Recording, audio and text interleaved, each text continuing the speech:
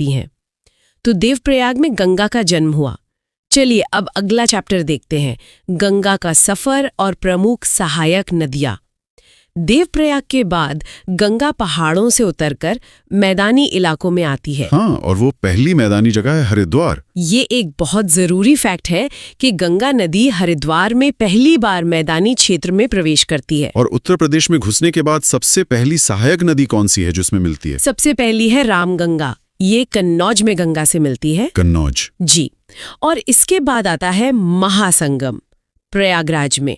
यहाँ यमुना नदी आकर मिलती है, जो गंगा की सबसे लंबी सहायक नदी है। यमुना, हाँ, इसे कालिंदी नदी भी कहते हैं और ये यमुनोत्री ग्लेशियर से निकलती है। बिल्कुल। यमुना की भी तो अपनी सहायक नदियां हैं, है ना? हाँ, यमुना की 3 बहुत प्रमुख सहायक नदियां हैं, चंबल, बेतवा और केन।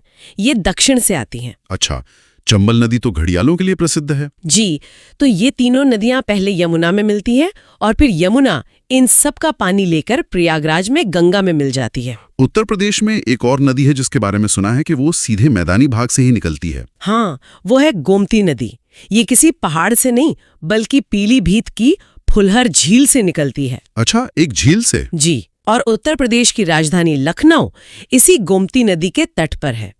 ये आगे जाकर गाजीपुर में गंगा से मिल जाती है। ठीक है, अब बिहार में प्रवेश करते हैं। वहां तो नेपाल से आने वाली बड़ी बड़ी नदियां मिलती हैं। सही कहा आपने। नेपाल से आने वाली 3 मुख्य नदियां हैं, घाघरा, गंडक और कोसी। घाघरा शारदा कहते हैं। ये छपरा में गंगा से मिलती है। और सोन नदी, वो तो दक्षिण से आती है।